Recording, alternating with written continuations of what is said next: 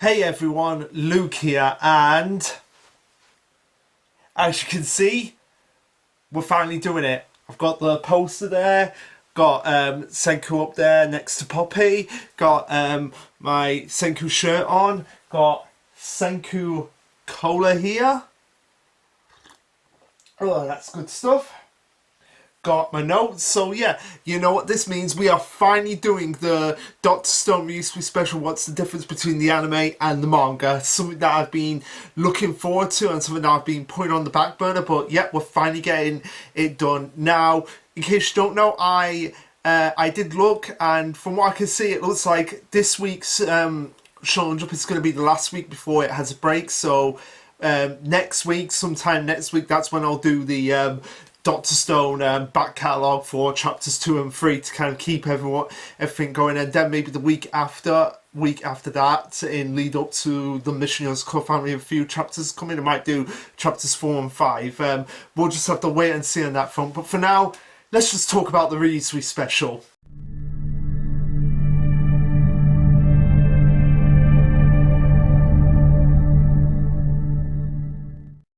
Okay, so in general, it was a pretty loyal adaptation. I mean, obviously they cut some stuff out, and they added some stuff in, which I was kind of pleasantly surprised by. But I knew that was kind of going to be a staple of the actual episode itself, which we have to address that. Some people like calling it a special, but it's not really a special because it is technically canon to the series, although they're not counting it as part of season 3. But can we all just call it season 3 episode 1 Ryusui? Can we just call it that, and then season 3 episode 1, the true episode 1, will introduce Francois and making the bread, which I'm looking forward to that, because as well we get episode 2 of season 3 might introduce Y-Man to the actual series itself. But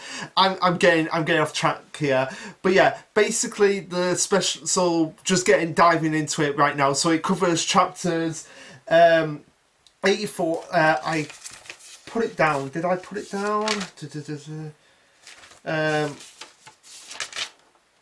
No, I didn't put it down, but I've got the volumes right here. So yeah, it covers chapters 84. So it covers the rest of volume 10 and the first chapter of volume 11. So it covers 84 to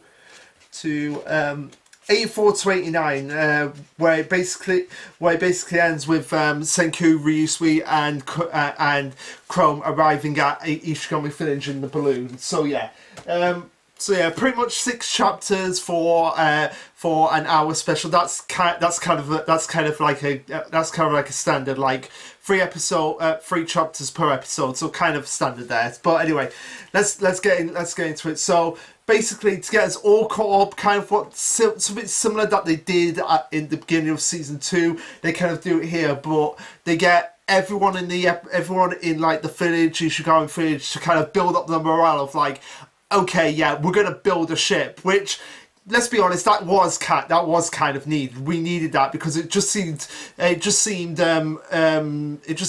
crazy how all of Tsukasa's men were just like, oh, now we're just following Senku, who we've been trying to kill and face war. We're just going to follow him. So just kind of like getting them built up for morale. You know, it's like, yeah, we need to build a shit to go and find out exactly what actually caused it, and if it's actually going to cause more petrifications in the future. So I love the fact that they used the play to catch up, because this is obviously a reference to the fact that we've just had the play out of Dr. Stone, the stage Science World, which, by the way, we need to get that in English, like maybe a pay to download English sub of that stage play. I'd love that. I would pay for that. I would pay to gladly just pay to download it and do a review of it in general, because I have seen clips of it and it does have musical numbers, which I was kind of surprised by.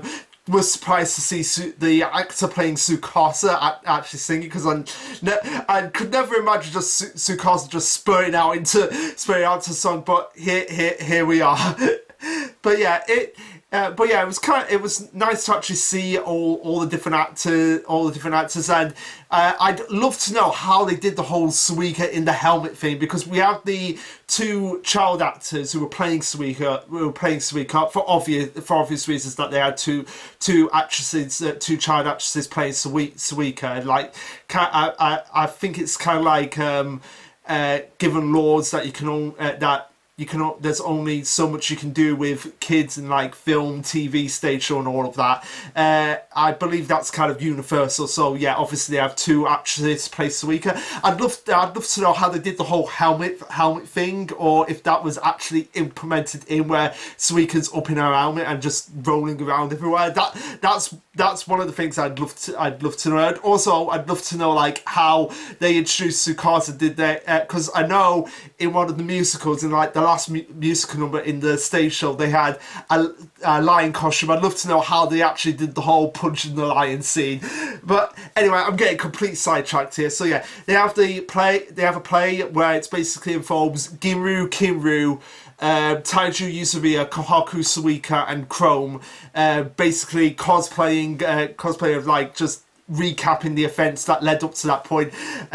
Which by the way, Chrome cosplaying as Senku, that was just genius. That was brilliant. I was like, oh my god, something I never thought I'd want to see, but at the same time, I'm glad I got it.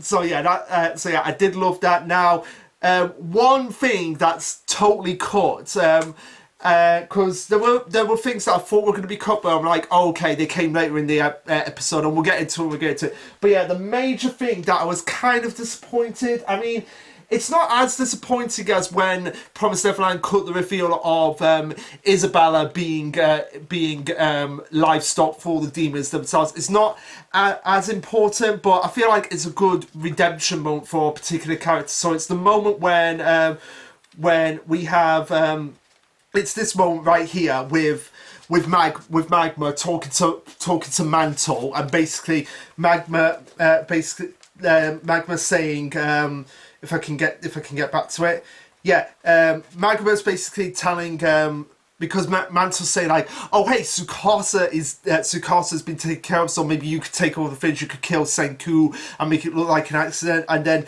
Magma is just asking him like, do you really want to do that? Senku has made fun stuff for us, I'll give him that, so no, he doesn't have to die, but I still want to take over the village. I feel like that scene really should have been in there for Magma's character, because it was great, like, it made Magma more likeable, and show like, okay, Senku is having a positive influence on him, even though he's a big meathead.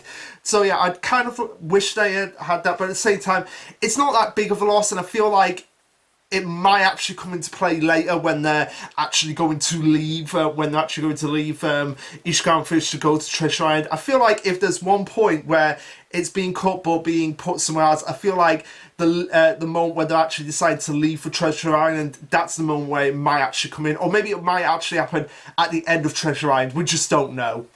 But yeah, it's a shame that we actually got that cut. But at the same time, it's not as needed as, like I said, with something like, say, Isabella revealing her number at the end of chapter 3, that being cut, because that honestly pissed me off, because that was one of the best twists in early Promised Neverland. But I digress. And the other scene that I thought was cut was the Gen and Ukio card scene, where they're actually talking about like, oh, why did they use the cards? Why did they use the cards? But that actually comes at the end of the episode, so we get that scene just at the end of the episode. So that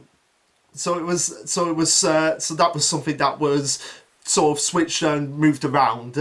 So yeah, and like I said here, not really much cut or replaced. It's just so that's why there's kind of not really much in terms of like differences as opposed to the last time where I had like an hour-long video. I don't know if this is actually going to be an hour-long, but yeah, not really much differences, just altering things slightly here and there. Now the next thing that I did notice was actually cut was when Senku's asking Miriam, oh, I need something from you, and I need a captain. The line about Senku saying, because people equals power. That was cut.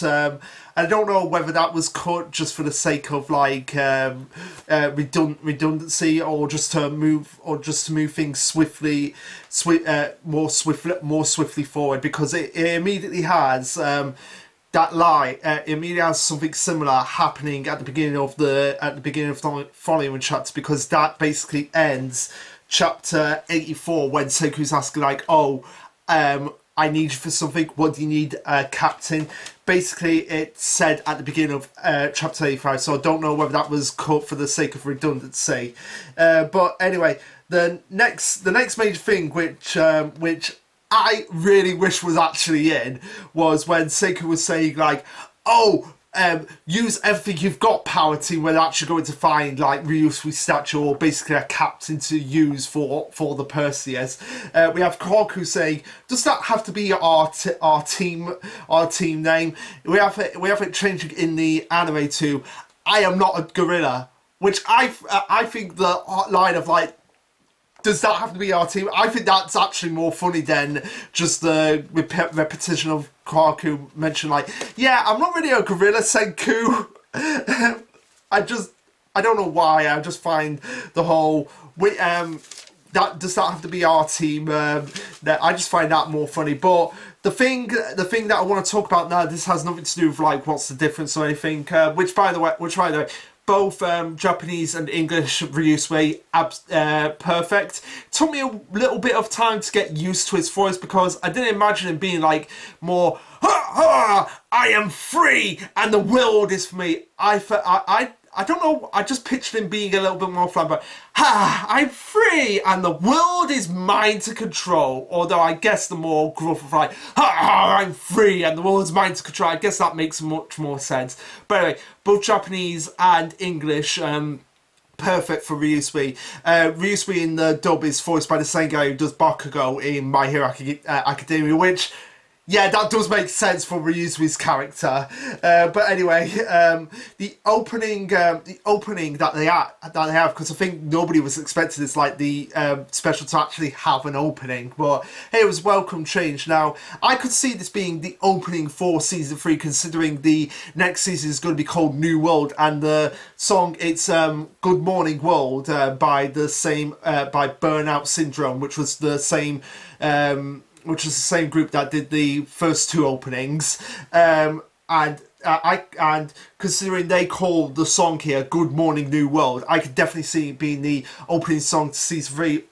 Obviously, with some minor alterations, because you'd obviously have to show the main players in Treasure Island, so you'd have to show Amaryllis, Mozu, Kirasami, and of course Ibarra, and also you'd have to show Francois. You have to show her. Maybe have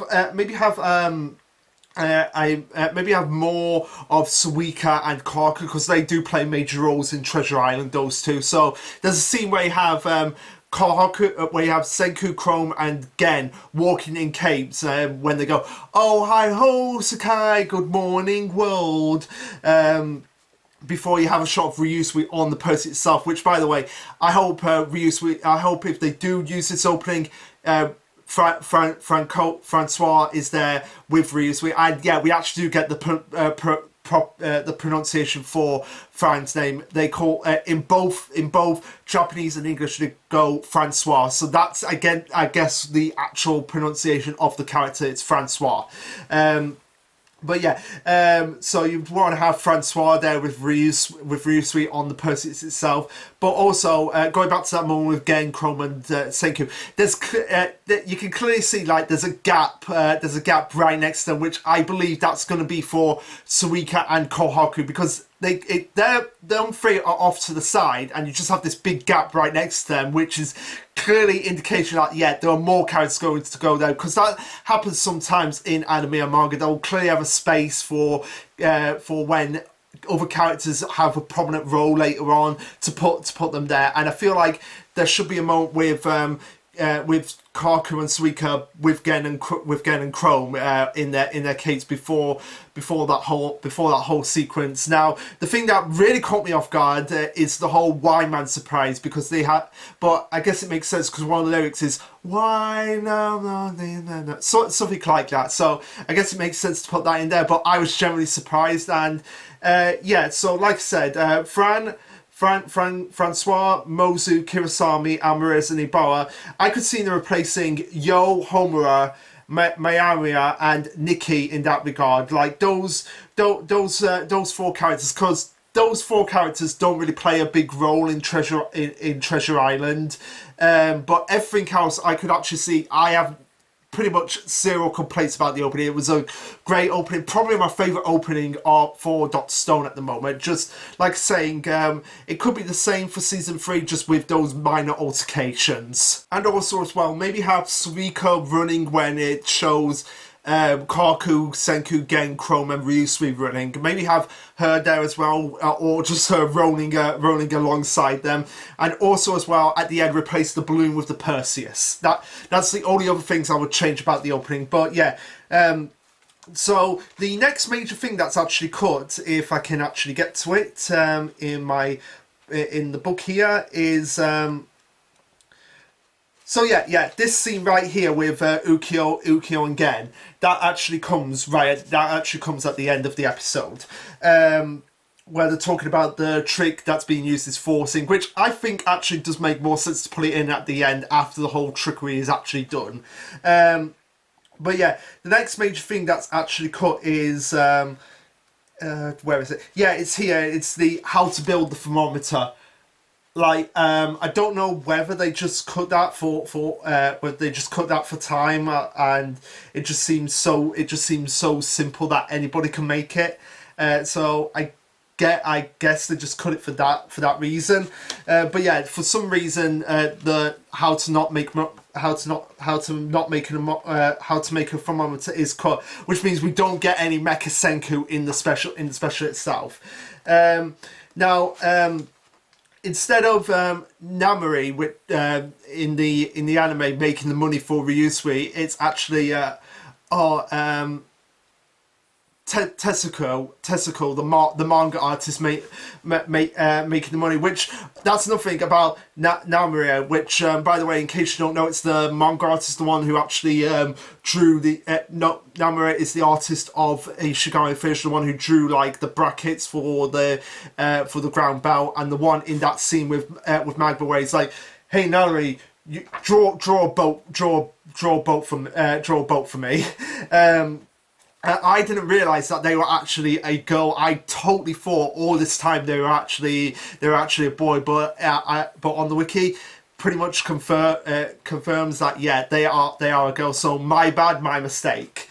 But one thing I've always given the anime credit for is the fact that instead of it being random people, because we have a random person when Ryusu was like saying like, "Oh, you're gonna buy it. You're gonna buy my you're gonna buy my money from him." Yeah, we have this random villager coming up here with Yo and say like, "Hey, where do I spend my cash?" So yeah, one thing I'll always praise in the anime form is that for some reason Boichi, I've always said this, one of his weaknesses is that if there's a large cast of characters that are just so minor that they're very inconsistent for the scene, he'll just draw them as white splodges. He did that when Kimu got his glasses. He did that with when Senku was crowned the Finnish chief. So yeah.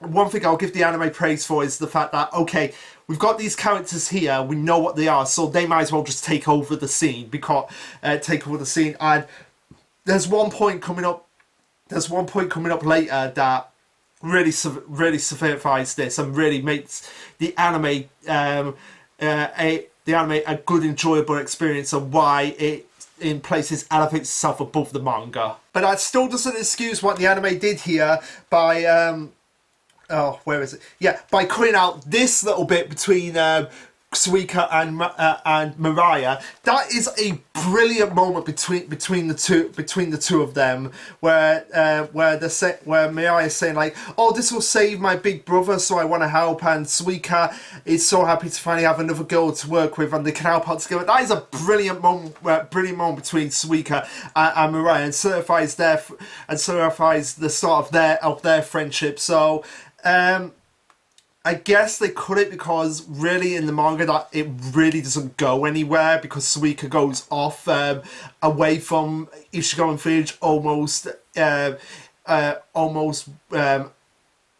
immediately. I wanted to say immediately, but at the same time, they do go off a year and a half, a year and a bit after this moment. But at the same time, yeah, this is pretty much the only interaction we get between Mariah and Suika in the entire series, unless I'm missing something. Someone will probably point it out, but yeah.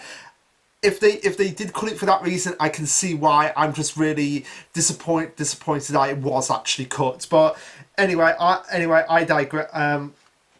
I digress. So I guess the other major point that I want to say is that when they're making the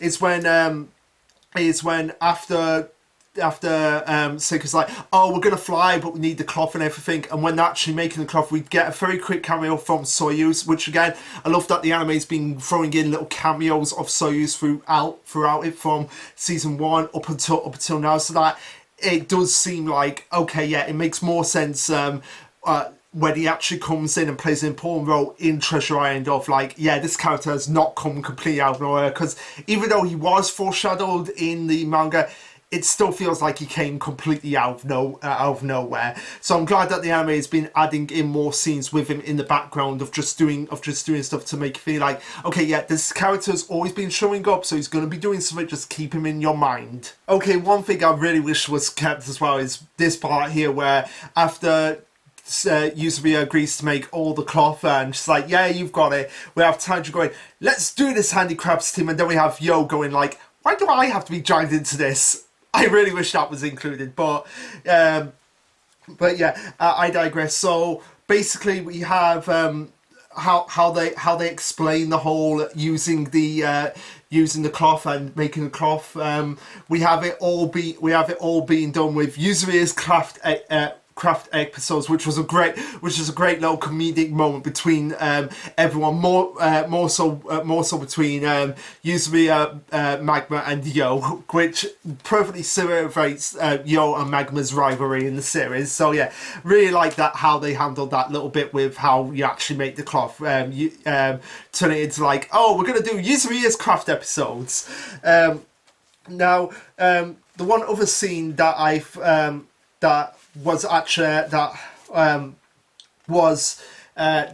actually cut was basically Yuzuriha explaining to Kazuki how to make a loom for her. It's just which I feel like should have been included, because again it would have set up like why Kazuki and Yuzuriha work so well together later on when they actually build the globe for everyone after Treasure Island when they get back to Ishigami Village. But yeah, it's just the scene of like, maybe we should ask the science team for help, and then Seika's like, a loom, and then just cut to Yuzuriha just imagining herself getting a loom before we get the big massive construction of it. But I digress. It's just one of those things that, okay, yeah, you have to just accept it. But again, they more than make up for it with this scene right here, where you have Nikki talking, and somebody saying like, "Oh, you actually have a sweeter side to you, Nikki." Yeah, a lot of people were questioning like, in the anime, was that scene filler or not? And no, it wasn't. Like, I thought it was filler at first. I think I said it to Shonen Oji that, yeah, it was filler, so I apologise whoever said that to. It's not filler, but at the same time, again, showcases just how the anime uses its characters, because it's like, yeah, there's no point Nikki saying this to this character, but if they say it's like Mariah, yeah, that does make a lot more sense to give the line to someone who's actually had some importance rather than just being some random villager or random Tsukasa Empire person. Now, one thing the anime did get wrong, especially in the dub, they didn't fall into the shop, is when Ginru and Kiru notice Yuzuriha going all berserker. You have Kinru calling Ginru Kinru. So yeah, that was a mistake on the Japanese part, which I'm glad they corrected in the dub. So yeah, go and watch that scene. You'll be able to see, like, wait a second, Kinru saying his name to Ginru as if Ginru is Kinru. So yeah, go back and watch that scene, and you'll be able to see what I mean. But yeah. Anyway, the fashion show for the clothes was a great idea as well, where we have all the different outfits that were made for Kinru, Ruri, Suika, and Kazuki, and just like a fashion show that was happening. That was a brilliant idea to get that. And the last little bits are just really simple. Like there's a bit of Yuzuriha asking like how much cloth they'll need to fly. We have. And then we have the forcing line was cut to obviously appear at the end of the episode, which would make a lot more sense because it was after doing the whole card thing. But the last little bit in the actual special that I actually noticed is the last few lines of the chapter in volume 10, and just the hot air balloon acquired. That was cut. Which again, not really sure how they could have incorporated it, but I feel like they could have done. And it's just a shame that we didn't actually get that hot air balloon acquired moment, because that was a brilliant shot in the manga. The last thing I want to mention is that the Columbiosa's cloud was amazingly animated. Like, I feel like that was CGI, how the cloud was animated in the form of the dragon, but I found it was just absolutely amazing. And then, of course, we have a little bit of filler, which ends on the arrival of Ishigami Village. So those are all the major things that I noticed in the anime. So, like I said, not really much more to go off of here. I feel like the anime is doing an amazing job of adapting it, and also adding things to supplement the manga, and changing things that make sense, like just putting an established character in a scene where it had just a random nobody character. That's something I really do appreciate. Now, I really wish they did keep some of the scenes that I did mention, like the whole magma scene. I feel like they could have included that, but at the same time, that would have had to cut down some other things. Maybe cut down the play a little bit. That did go on a little bit too long, but I digress. I feel like the magma scene will come later on. Now, one thing I want to talk about is I did something that I never thought I'd do in a million years, but I actually was like curious, because for a special called Dr. Stone Ryusui, you do realise that Ryusui doesn't actually appear as much as he should. Now, before I want you to guess. Like, I'll wait.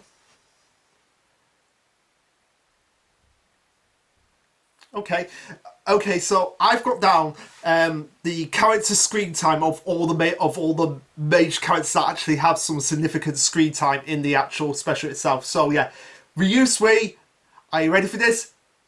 He only appears in 12 minutes out of the whole hour special.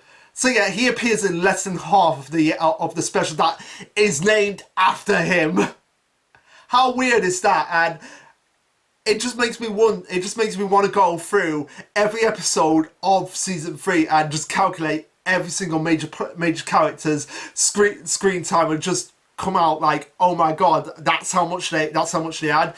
I mean, I tried to do it with the first season with Suika, but I've kind of given up on that. But no, season 3, we're definitely gonna do it. Now, speaking of Suika, she only gets 4 minutes 35 seconds. Kohaku gets another minute on top of that, so 5 minutes 35 seconds. Chrome gets 9 minutes and 15 seconds. Senku obviously gets the most screen time, because obviously he's the main character. But I want you guys to guess how much Senku actually gets. 14 minutes and 45 seconds. Yeah, so not even 15 minutes. They couldn't get Senku up to 15 minutes in the special. That's just amazing. Nikki gets 3 minutes 37 seconds. Magma gets 4 minutes and 1 second. Yo gets 4 minutes 21 seconds. Kosugi gets 2 minutes 26 seconds. Taiju's is the most hilarious out of all of them, and I just want you guys to guess how much he gets. 3 minutes and 6 seconds. So yeah, Taiju, who is listed on my anime list as a main character of the special, gets less screen time than Yo, Magma, Nikki, Nikki, and Suika. Now, Suika's is the one that actually annoys me the most, because I've been adamant for ages that my anime list needs to change it, that Suika is a main character in Doctor Stone. The Doctor Stone wiki lists her as one. The wiki itself lists her as one. My anime list and another anime list site lists Suika as a main character. So why is it that my anime list doesn't list her as one, considering she has more screen time in the actual special than Taiju does? So yeah, to wrap it up, the character screen time. Yuzui gets 4 minutes 33 seconds. Gimu gets 3 minutes 17 seconds. Kimu gets 2 minutes 36 seconds. Gen gets 9 minutes 15 seconds. Mayamiya gets 3 minutes and 4 seconds. Ukyo gets 2 minutes 24 seconds. So yeah, those are all the major characters in the actual special that actually play some significance. So it's quite interesting to see, to actually look at character screen time and actually know exactly how much they actually get, because that's always fascinating to me, because you see some like movies and TV shows that list characters as main characters or supporting characters, when actually it should be the other way around sometimes. So that's kind of interesting, and yeah, I'll probably will continue that going into season 3, exactly how much screen time in total in season 3 each character gets. So look forward to that, because that's going to be really interesting. But yeah, so the reason why I did the whole character screen time is to just address the fact of, like, is it really about Ryusui? I mean, he does show up and he does play a relevant role, and it's his introduction, but it's not really that much when considering he has less than half the screen time. Because half the episode before the intro is just dedicated to just like the setup to introduce him, which is like a good 12 minutes into the actual episode itself. Which is coincidence, because that's the amount of time he actually gets in the episode. But yeah, I digress. So not really sure if we should call it a Ryusui special. I mean, I'm certainly not going to call this the Ryusui special. I'm just going to call it Season 3 Episode 0. And just maybe subtitle it Not Really Ryusui Special. Just something like that. So yeah, but anyway, guys, this was a fun video to do, going back to talking about Dr. Stone, and yeah, talking about the anime, and looking forward to season 3, which comes out in spring of next year. So not long for us to wait. Actually, probably coming out in April or May time, which I'm really looking forward to. Looking forward to diving back into the anime and seeing some of my favourite scenes from the upcoming arcs coming up, especially Treasure Island. Looking forward to that. And also as well, look forward to when I do the back catalogues on chapters 3 of chapters 2 and chapter 3. So yeah, look forward to that, and obviously modcasts from Control Chaos or whatever I'm doing in the upcoming 2 weeks. But for now, what did you guys think of this episode and this special? Like, subscribe, comment, all that jazz. And this will be Lasherluke signing off. Later, guys.